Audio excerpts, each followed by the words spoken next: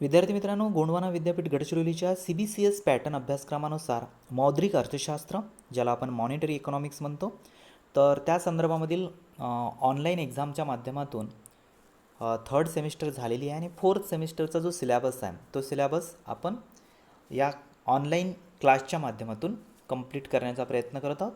परंतु काही तांत्रिक अडचणीमुळे तो आजचा क्लास काही होऊ शकला नाही. त्याच्यामुळे मी एक व्हिडिओच्या माध्यमातून तुम्हाला समजवण्याचा प्रयत्न करत आहे. तर मौद्रिक अर्थशास्त्राचा मागच्या काही क्लासमध्ये आपण त्याचा जो सिलॅबस आहे तो सिलॅबससुद्धा बघितलेला आहे आणि सिलॅबसच्या माध्यमातून प्रत्येक टॉपिकवर, प्रत्येक युनिटवर किती वेटेज दिलेलं आलेलं आहे, टोटल मार्क्स किती आहेत, प्रत्येक युनिटवर किती मार्क्स आहेत या संदर्भामधील, आणि त्याचप्रमाणे तुमचा पेपर पॅटर्न कसा असेल आणि प्रत्येक क्वेश्चन किती मार्क्सचा असू शकतो, किती मार्क्सचा असणार आहे, त्या संदर्भामधील, जर तुमची ऑफलाईन एक्झाम जर होत असेल तर त्या संदर्भामधील इन्फॉर्मेशन मी या अगोदरच दिलेली आहे. त्याच्यानंतर आपण आपल्या जो सिलॅबसनुसार जो पहिला युनिट आहे तो युनिटचं थोडंसं त्याची प्रस्तावना केली होती आणि त्या संदर्भामधील इन्फॉर्मेशनसुद्धा दिलेली होती की अर्थव्यवस्थेतील वित्ताची भूमिका काय असू शकते. त्या संदर्भामधील इन्फॉर्मेशन मी या अगोदरच्या क्लासमध्ये तुम्हाला दिलेली आहे. त्यानंतर अर्थव्यवस्थेमध्ये वित्ताचे दोन प्रकार करतात किंवा दोन वर्गीकरण म्हणजे दोन भागामध्ये वर्गीकृत करण्यात येत आहे. तर पहिलं म्हणजे लोकवित्त, ज्याला आपण सार्वजनिक वित्त म्हणतो, आणि दुसरं म्हणजे व्यावसायिक किंवा खाजगी वित्त, ज्याला आपण बिझनेस ऑर प्रायव्हेट फायनान्स आपण ज्याला असं म्हणू शकतो. तर त्याचे प्रकारसुद्धा बघितले. सगळ्यात अगोदर वित्त कशाला म्हणतात आणि पैसा कशाला म्हणतात किंवा मुद्रा कशाला म्हणतात ते आपण बघितलं होतं की मुद्रा आणि वित्तामध्ये थोडासा फरक आहे. वित्ताचा आधार जरी मुद्रा असला तरी मुद्रा म्हणजे वित्त नव्हे. पैशाचा मूलभूत उद्देश विनिमय माध्यम मूल्यमापन हा असल्यामुळे समाजाचे सर्व आर्थिक व्यवहार हे मुद्रेच्या स्वरूपातच होत असतात. म्हणून किंमत संज्ञेचाही उगम झालेला आहे. हिशेबाची मात्रा म्हणून पैसा उपलब्ध नसता तर दैनंदिन व्यवहारात आपल्याला अनेक अडचणी निर्माण झाल्या असतात. तर समाजाची बचत आणि गुंतवणूक विविध वस्तूंच्या स्वरूपात उपलब्ध असते, परंतु या सर्व बचती गोळा करून त्याचा भविष्यकालीन गुंतवणुकीसाठी उपयोग करावयाचा झाल्यास त्यांना मुद्रेसारख्या समान मात्रेमध्ये व्यक्त करणे व्यावहारिकदृष्ट्या सोयीचे आणि आवश्यक असते. गुंतवणुकीसाठी मुद्रेच्या स्वरूपात व्यक्त झालेल्या बचतीच्या एकूण परिमाणाला वित्त असे म्हटले जाते. तर यावरून या स्पष्टीकरणातून आपल्याला वित्त म्हणजेच काय आणि मुद्रा म्हणजेच काय ते आपल्याला लक्षात येऊन जाईल. तर मुद्रा म्हणजे एक चलनाचं माध्यम आहे. मुद्रा जी काही असते, प्रत्येक देशाची ही वेगवेगळी मुद्रा असते, म्हणजेच एक माध्यम आहे ज्याच्या माध्यमातून त्या राष्ट्राचं चलनकार्य चालत असते किंवा मुद्रा कार्य चालत असते. तर वित्त म्हणजेच काय, तर वित्त म्हणजेच जे गुंतवणूक आहे म्हणजे जी बचत आहे, ते बचत गुंतवणूकच्या माध्यमातून जी काही व्यवस्था करण्यात येते त्या मुद्रेच्या स्वरूपात व्यक्त झालेल्या बचतीच्या एकूण परिमाणाला आपण वित्त असे म्हटलेलं आहे. ठीक आहे, मुद्रेच्या स्वरूपात व्यक्त झालेल्या बचतीच्या एकूण परिमाणाला आपण वित्त असे म्हटलेले आहे. त्याच्यानुसार लोकवित्त आणि व्यावसायिक किंवा खाजगी वित्त म्हणजेच काय, त्याच्यातला फरक काय आहे ते मागच्या क्लासला आपण बघितलेलं आहे. त्याच्यानंतर वित्ताची वैशिष्ट्येसुद्धा मागच्या क्लासला झालेलं आहे. त्याच्यानंतर आजच्या क्लासला आपण बघत आहोत वित्ताची कार्य. आता वित्ताची काय काय कार्य असू शकतात, तर वित्ताची कार्य आपण त्याचं ठळक तीन भागामध्ये त्याचं वर्गीकरण केलेलं आहे आणि त्यानुसार वित्ताची कार्य सांगण्याचा प्रयत्न केलेला आहे. तर व्यापक दृष्टिकोनावर आधारित काय कार्य असू शकतात, सूक्ष्म दृष्टिकोनावर आधारित किंवा सामान्य दृष्टिकोनावर काय आधारित काय कार्य असू शकतात, तर त्या संदर्भामधील आजचा हा क्लास आहे आणि या क्लासच्या माध्यमातून मी तुम्हाला थोडक्यात इन्फॉर्मेशन देण्याचा प्रयत्न करत आहे, थोडक्यात स्पष्टीकरण करण्याचा प्रयत्न करत आहे. आता नंबर फर्स्ट, व्यापक दृष्टिकोनावर आधारित कार्य. पहिला कार्य आहे वित्तीय निधीचे व्यवस्थापन. आता वित्तीय निधी कोणत्या कोणत्या असू शकतात, तर वित्तीय निधी अनेक असू शकतात, जसं उत्पन्न असेल, कर्ज असेल, लाभ किंवा लाभांश, रोख निधी इत्यादी सर्व म्हणजे ह्या ज्या सर्व निधी आहेत या सर्वांचे सुयोग्य व्यवस्थापन करणे हे कार्य अर्थव्यवस्थेत केंद्रीय अधिकोषाच्या वतीने केले जाते. ठीक आहे, तर कोणत्याही व्यावसायिक उपक्रमामध्ये तरल संपत्तीने ज्याप्रमाणे महत्त्व असते किंवा ज्याप्रमाणे महत्त्वाचे स्थान असते तर त्या तरल संपत्तीचे व्यवस्थापनसुद्धा करणे खूप महत्त्वाचे आहे. आणि त्याच्या माध्यमातून ह्या ज्या काही निधी तयार होत असतात या निधीचं व्यवस्थापनसुद्धा होणे अत्यंत आवश्यक आहे. आणि जोपर्यंत व्यवस्थापन होणार नाही तोपर्यंत आपण आपल्या संपत्तीचं रक्षण करू शकणार नाही किंवा त्याचा हिशेब व्यवस्थित करू शकणार नाही किंवा त्याची जी ग्रोथ आहे ती ग्रोथ व्यवस्थितरित्या करू शकणार नाही. त्याच्यानंतर दुसरा जो कार्य आहे तो वित्तीय संपत्तीची योग्य व्यवस्था. तर वित्तीय संपत्तीची योग्य व्यवस्था म्हणजेच काय? आता वित्तीय संपत्ती जी असते अर्थव्यवस्थेत उपलब्ध असलेल्या विविध संसाधनांचा सुयोग्य असा वापर व्हावा याकरिता सर्व संसाधनाचे आवंटन, ज्याला आपण वाटप म्हणतो, त्याची भविष्यातील उपयुक्तता, शिवाय अर्थव्यवस्थेला गतिशील ठेवण्याकरिता आवश्यक असलेल्या तरल संपत्तीची संरचना स्थापित करण्याचे कार्य वित्तालाच करावे लागते. आणि त्याच्यामुळे या वित्तीय संपत्तीचे योग्य व्यवस्था वित्ताच्या माध्यमातून करण्यात येते. आणि त्याच्यामुळे या वित्ताच्या कार्यामध्ये वित्तीय संपत्तीचे योग्य व्यवस्था करणे हे सुद्धा एक कार्य आपल्याला म्हणता येईल. तिसरा जो कार्य आहे, पहिला कार्य बघितलं, दुसरं कार्य, तिसरा जो कार्य आहे मुद्रेच्या प्रवाहात सातत्य. आता मुद्रेच्या प्रवाहात सातत्य म्हणजेच काय? तर अर्थव्यवस्थेतील मुद्रेची गरज लक्षात घेण्याकरिता पूर्वानुमान करणे, निधी संग्रहण करणे, त्याशिवाय अर्थव्यवस्थेतील उपलब्ध असलेल्या निधी प्रवाहाची व्यवस्था करून अर्थव्यवस्थेतील मुद्रेच्या प्रवाहात सातत्य राखण्याचे महत्त्वपूर्ण कार्य देखील वित्तालाच करावे लागते. म्हणजेच बाजारामध्ये येणारा पैसा आणि बाजारातून जाणारा पैसा याच्या माध्यमातून हे जे कार्य आहे मुद्रेच्या माध्यमातूनच होत असते. आणि त्या मुद्रेच्या माध्यमातून होणारे जे कार्य आहे तर त्याच्यामुळे मुद्रेचा जो का म्हणू आपण त्याला प्रवाह जो आहे तो प्रवाह हा सतत आणि योग्य प्रमाणात होणे आवश्यक आहे. खूप जास्त पण नसावा, खूप कमी नसावा. जर जास्त होत असेल तर त्याच्यामुळे मंदी होण्याची शक्यता असेल, तर कमी होत असेल तर त्याच्यामुळे खूप जास्त तेजी किंवा वस्तूंच्या किमती खूप जास्त वाढण्याची शक्यता अधिक असते. तर त्याच्यामुळे हा जो मुद्रेचा जो प्रवाह आहे आणि हा सातत्यपूर्ण असणे अत्यंत आवश्यक आहे. त्याच्यानंतर चौथा जो प्रकार होता वित्ताचा तो म्हणजे लाभकारकतेशी संबंधित कार्य. तर लाभकारकतेशी संबंधित कार्य म्हणजेच काय? तर वित्त कार्याच्या अंतर्गत उत्पादन व्यय, नियंत्रण, मूल्यनिश्चिती, म्हणजे हे सगळे जे कार्य आहे ते अंतर्गत कार्य आहे. आणि याकरिता अर्थव्यवस्थेतील भविष्यातील जे ध्येय आहे, भांडवलाचे मोजमाप, अशा प्रकारच्या सर्वच कार्यांना वित्ताच्या लाभकारकतेशी संबंधित कार्य म्हटले जाऊ शकते. ठीक आहे. म्हणजे याच्यामध्ये कोणते कोणते कार्य? त्याच्यामध्ये येतात उत्पादन व्यय, नियंत्रण, मूल्यनिश्चिती. ठीक आहे. या कार्यासोबतच जे भांडवलाचे मोजमाप असेल किंवा उत्पादन ध्येय असतील या प्रकारच्या सर्व कार्यांना वित्ताच्या लाभकारकतेशी संबंधित कार्य म्हटले जाते. या सर्व कार्याद्वारेच अर्थव्यवस्थेला गतिमान ठेवल्या जाते किंवा त्याचा ग्रोथ होत असतो, त्याच्या वाढ होत असते, त्याचा विकास होत असतो.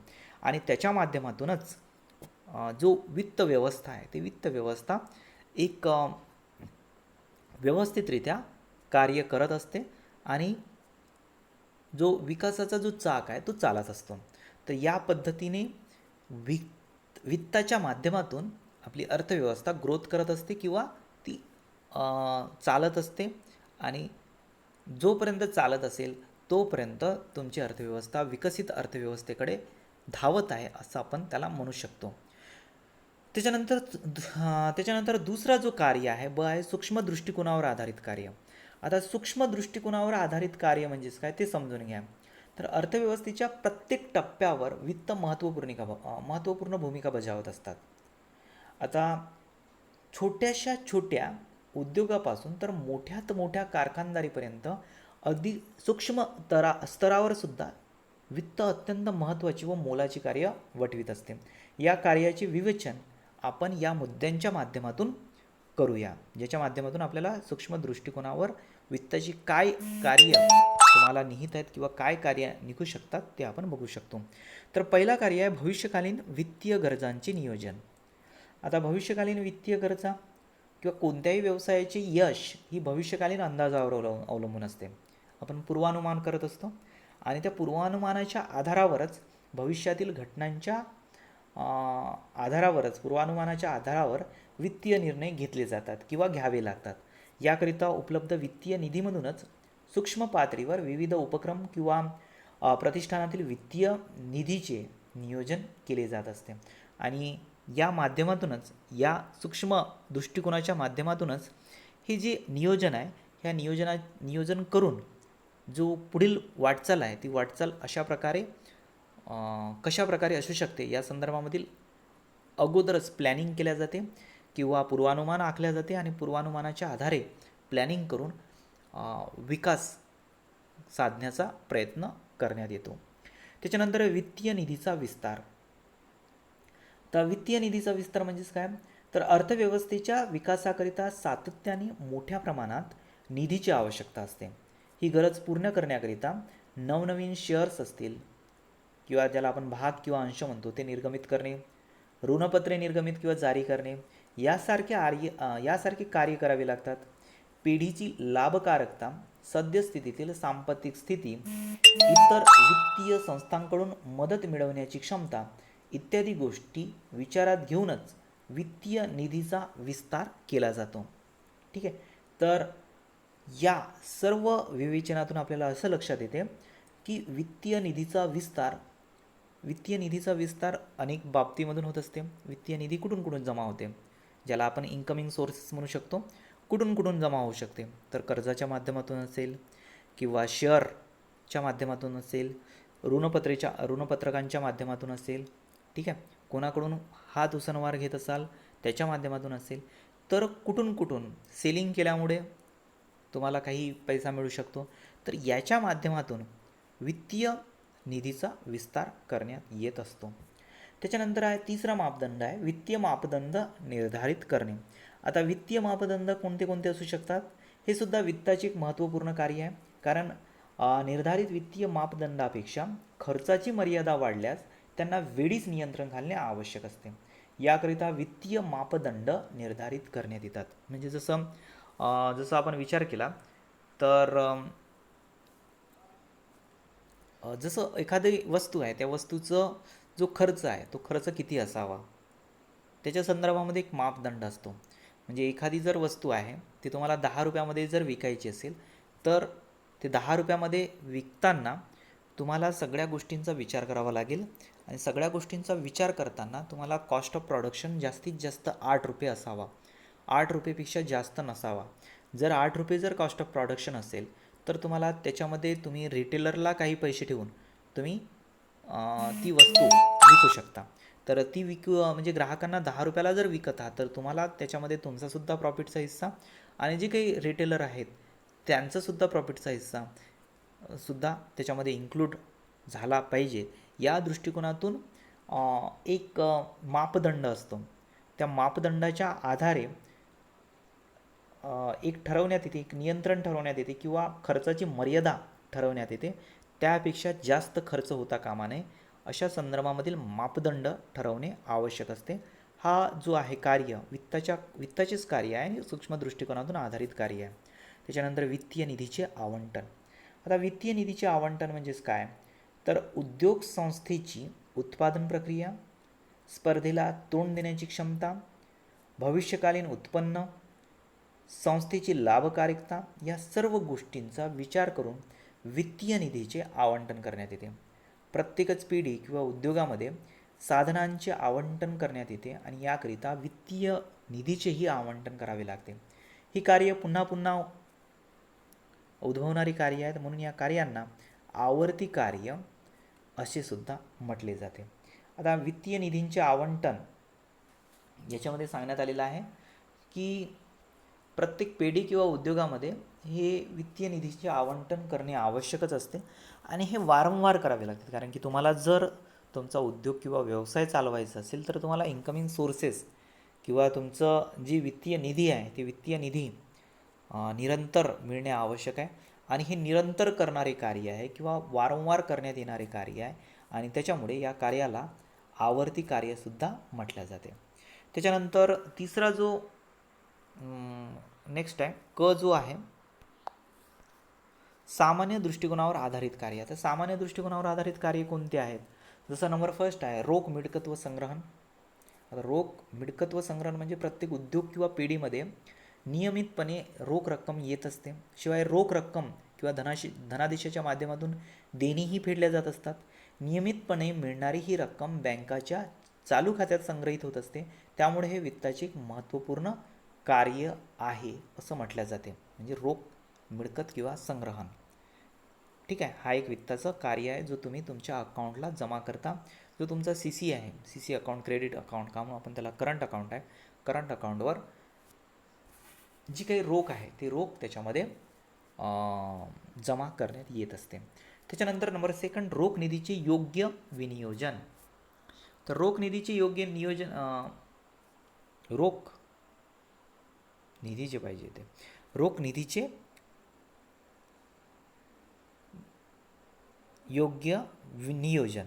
आता विविध उपक्रमात मिळालेल्या रकमेचे योग्य विनियोजन करणे हे सुद्धा महत्त्वाचे आणि महत्त्वपूर्ण कार्य आहे. कारण मिळालेली रक्कम योग्यरित्या विनियोजित झाली किंवा झाली नाही, किंवा त्यात काय चुका झाली आहेत यापासून होणारे नुकसान हे निश्चितच अयोग्य असते. आणि म्हणूनच रोख निधीचे योग्य विनियोजन अत्यंत आवश्यक असते. ठीक आहे. त्याच्यानंतर नंबर थर्ड, रोख व उधार निधीचे लेखांकन.